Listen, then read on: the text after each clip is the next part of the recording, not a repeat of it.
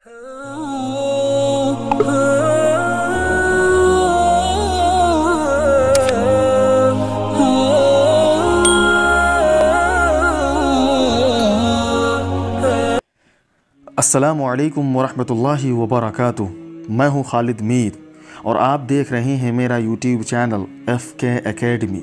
Dear students, आज मैं आप लोगों के लिए स्पोकन इंग्लिश का लेसन नंबर 28 यानी कि सबक नंबर 28 को लेकर आया हूँ।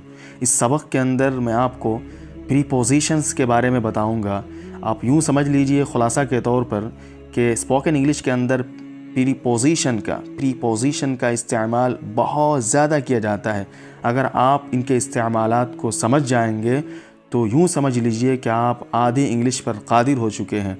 प्रीपोजिशंस जैसे from, by, with, in, of, for, into, against, on, over, about, ये सारे प्रीपोजिशंस कहलाते हैं। एक वीडियो में इन सारे के इस्तेमालात को बताना जो है वो पॉसिबल नहीं था, इसलिए इनमें से कुछ के इस्तेमालात को आज मैं बताऊंगा और बकिया को अगली वीडियो में इंशाल्लाह बताऊंगा। तो आज जो बताएंगे वो होगा with, from, by, in, of, जो आपके स्क्रीन पर दिख रहा है। इनके बारे में बताऊंगा और इनको जुमलों में इस्तेमाल करके आपको बताऊंगा कि इनका इस्तेमालात जुमले में कैसे किए जाते हैं। तो चलिए बिला ताख़ीर सबक को शुरू करते हैं। पहले इसे बगौर सुनते हैं, फिर इस्तेमाल करने की कोशिश करेंगे। सबसे पहले हम फ्रॉम के इस्तेमाल को जानेंगे। जैसे कि आप इंग्लिश में कह सकते हैं the boy was absent from school.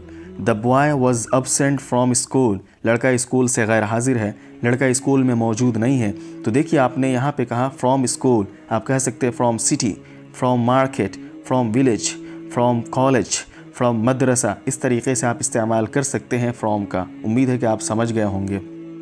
अगला सेंटेंस है you must abstain from smoking. You must abstain from smoking, आपको सिगरेट पीने से बचना चाहिए। आप इसको ऐसे भी कह सकते हैं कि you must abstain from fighting. From fighting, आपको लड़ने से बचना चाहिए। इसी तरीके से फ्रॉम इलनेस, आपको बीमारी से बचना चाहिए। इस तरीके से आप बोल सकते हैं। उम्मीद है कि आप समझ गए होंगे। ऐसे ही अगला सेंटेंस है my uncle has come from Assam. My uncle has come from Assam, कि मेरे चचा जी आसाम से तशरीफ़ लाए हैं। मेरे चचा जी आसाम से आए। यहाँ पे देखिए from Assam, from Lahore, from India, from Pakistan. इस तरीके से आप बोल सकते हैं। इसी तरीके से अगला सेंटेंस है he prevents me from going there. He prevents me from going there, कि वो मुझे वहाँ जाने से रोकते हैं। वो मुझे वहाँ जाने से रोकता है या रोकते हैं। He prevents me from going there, आप कह सकते हैं from coming here, from going there. इस तरीके से आप जो है फ्रॉम का इस्तेमाल कर सकते हैं। अगला सेंटेंस है you have not yet recovered from your illness. You have not yet recovered from your illness, आप अभी बीमारी से ठीक नहीं हुए हैं। यहाँ पर देखिए फ्रॉम योर इलनेस, फ्रॉम यहाँ पर कैसे इस्तेमाल किया गया है। You have not yet recovered from your illness, आप अभी बीमारी से ठीक नहीं हुए हैं। डियर स्टूडेंट्स, अब यहाँ से बाय के इस्तेमाल को बताऊँगा। तो सबसे पहला सेंटेंस है I was accompanied by my father. I was accompanied by my father, कि मेरे वालिद साहब मेरे साथ थे। यहाँ पे देखिए बाय का इस्तेमाल कैसे किया गया है। I was accompanied by my father, मेरे वालिद साहब मेरे साथ थे। उसके बाद का सेंटेंस है he was amused by my story. He was amused by my story, मेरी कहानी सुनकर उसको बड़ा मज़ा आया। मेरी कहानी सुनकर उसको बड़ा मज़ा आया। He was amused by my story, यहाँ पर भी देखिए बाय का इस्तेमाल कैसे किया गया है। आपको गौर करना है, फिर उसके बाद में इस्तेमाल करना है। He was amused by my story, मेरी कहानी सुनकर उसको बड़ा मज़ा आया। अगला सेंटेंस है उर्दू का इस खबर से घबराइए नहीं। इस तरीके से आप उर्दू में बोलते हैं कि मत घबराइए, इससे कुछ नहीं होने वाला है। ये बहुत ही ईजी वे में हम लोग हल कर लेंगे इसको। तो आप कह सकते हैं इस तरह के जुमले के लिए इंग्लिश में please don't get disturbed by this news. Please don't get disturbed by this news, इस खबर से घबराइए नहीं। Please don't get disturbed by this news, इस खबर से घबराइए नहीं। उसके बाद का सेंटेंस है उर्दू का मैंने अपनी पुरानी अंगूठी देकर नई ले ली। मैंने अपनी पुरानी अंगूठी देकर नई ले ली, इस तरीके से आप बोलते हैं मैंने अपना फला पुराना सामान देकर नया सामान ले लिया। तो आप कह सकते हैं इंग्लिश के अंदर I exchanged my old ring by a new one. I old exchange by old ring by a new one, कि मैंने अपनी पुरानी अंगूठी देकर नई अंगूठी ले ली। आपको गौर करना है कि बाय का इस्तेमाल कैसे हो रहा है, इसीलिए ये कुछ थोड़े से जुमले आपको बनाकर बताए गए हैं ताकि आपका जहन खुल जाए और आपको इस्तेमाल करने का तरीक़ा मालूम हो जाए। अब यहाँ से हम लोग विथ के इस्तेमाल को पढ़ेंगे। तो सबसे पहला सेंटेंस है उर्दू का इस तरीके से है, हमें अंग्रेज़ी ज़बान जाननी चाहिए, हमें अंग्रेज़ी ज़बान की जानकारी होनी चाहिए। इस तरीके से बोलते हैं तो आप इंग्लिश में कह सकते हैं we should be acquainted with the English language, we should be acquainted with the English language, we should be acquainted with the English language. हमें अंग्रेज़ी ज़बान की जानकारी होनी चाहिए, हमें अंग्रेज़ी ज़बान जाननी चाहिए। देखिए यहाँ पे विथ का इस्तेमाल कैसे किया गया है। उसके बाद का सेंटेंस है, आप उर्दू में जैसा कि बोलते हैं कि मेरे मालिक मुझ पर मेहरबान है, मेरे मालिक मुझ पर बहुत रहम करते हैं। तो आप इंग्लिश में कह सकते हैं my boss was pleased with me, my boss was pleased with me, my boss was pleased with me. मेरे मालिक मुझ पर मेहरबान हैं। अगला सेंटेंस है उर्दू का, मैं तुम्हारी तरक्की से मुतमईन हूँ, मैं तुम्हारी कामयाबी से मुतमईन हूँ। तो आप इंग्लिश में कह सकते हैं I am satisfied with your progress, I am satisfied with your progress, I am satisfied with your progress. मैं तुम्हारी तरक्की से मुतमईन हूँ। यहाँ पे देखिए पहले में है प्लीज्ड विथ मी और दूसरे में है सेटिस्फाइड विथ योर प्रोग्रेस। देखिए आपको गौर करना है कि विथ का इस्तेमाल कैसे किया गया है इन जुमलों के अंदर। उर्दू का अगला सेंटेंस है, तुम दूसरों के साथ सलूक करना नहीं जानते। आप इंग्लिश में कह सकते हैं you don't know how to deal with others, you don't know how to deal with others. तुम दूसरों के साथ सलूक करना नहीं जानते। उसके बाद का सेंटेंस है वो पेंटिंग के फ़न में माहिर है, यानी वो पेंटिंग की अच्छी जानकारी रखता है। तो आप इंग्लिश में कह सकते हैं he was gifted with a talent of painting, he was gifted with a talent of painting. आप देख सकते हैं दोनों के अंदर विथ का इस्तेमाल कैसे किया गया है। अब यहाँ से हम इनके इस्तेमाल को पढ़ेंगे। तो उर्दू का पहला सेंटेंस है वो अपने काम में मशगूल था, वो अपने काम में मसरूफ़ था। तो आप इंग्लिश में कह सकते हैं he was busy in his work, he was busy in his work. वो अपने काम में मसरूफ़ था।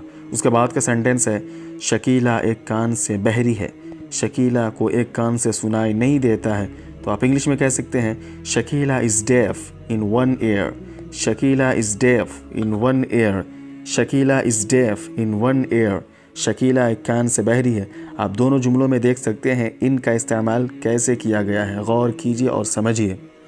उसके बाद का सेंटेंस है उर्दू का, तुम्हें अपने बर्ताव में नर्म होना चाहिए, यानी तुम्हें नरमी बरतनी चाहिए। तो आप इंग्लिश में कह सकते हैं you must be polite in your behaviour, you must be polite in your behaviour.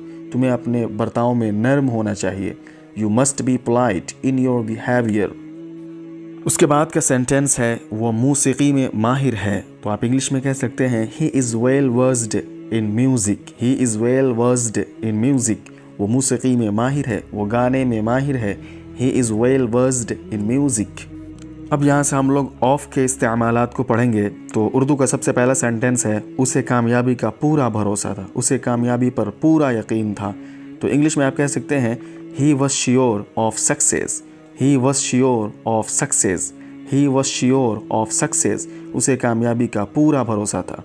उसके बाद का सेंटेंस है वो अपनी कमज़ोरी पूरी तरह जानता था, उसे अपनी कमज़ोरी का अच्छी तरह से पता था। तो आप इंग्लिश में कह सकते हैं he is fully aware of his weakness, he is fully aware of his weakness, he is fully aware of his weakness। वो अपनी कमज़ोरी पूरी तरह जानता था, उसे अपनी कमज़ोरी का पूरी तरह से पता था, अच्छी तरह से पता था। दोनों जगह देखिए ऑफ का इस्तेमाल कैसे किया गया है। उसके बाद का सेंटेंस है उर्दू का, उसे आम बहुत मरगूब है, वो आम को बहुत ज़्यादा पसंद करता है, आम उसका पसंदीदा फल है। इसको आप इंग्लिश में कह सकते हैं he is fond of mangoes, he is fond of mangoes, he is fond of bananas, he is fond of eating mangoes. इस तरीके से आप कह सकते हैं। उसके बाद का सेंटेंस है उसे देखकर मुझे उसके भाई की याद आई, उसे देखकर मुझे उसके भाई की याद आई। तो आप इंग्लिश में कह सकते हैं he reminds me of his brother, he reminds me of his brother, he reminds me of his brother. उसे देखकर मुझे उसके भाई की याद आई। उसके बाद का सेंटेंस है क्या आपको अपनी कामयाबी के बारे में एतमाद है, क्या आप अपनी कामयाबी पर यकीन रखते हैं, तो आप इंग्लिश में कह सकते हैं are you sure of your success, are you sure of your success, are you sure of your success. क्या आपको अपनी कामयाबी पर यकीन है? क्या आपको अपनी कामयाबी के बारे में एतमाद है? देखिए यहाँ पर ऑफ पहले सेंटेंस में फाउंड ऑफ, दूसरे में मी ऑफ और तीसरे में श्योर ऑफ ये इस्तेमाल हुआ है। अंग्रेज़ी सीखने के ख्वाहिशमंद हज़रात व ख़वातीन, तो ये रहा स्पोकन इंग्लिश का लेसन नंबर 28 यानी कि सबक नंबर 28, जिसके अंदर मैंने प्रीपोजिशंस यानी कि विथ, फ्रॉम, बाय, इन और ऑफ के कुछ इस्तेमालात को बताया, समझाया है। उम्मीद है कि आपको समझ में आ गया होगा। आखिर में मेरी आपसे यही दरख्वास्त है कि हमारे साथ फ्री में इंग्लिश ज़बान सीखने के लिए हमारे चैनल FK एकेडमी को सब्सक्राइब कीजिए। अगर आपको मेरा यह कोर्स पसंद आया है तो अपने दोस्तों के दरमियान ज़रूर शेयर करें।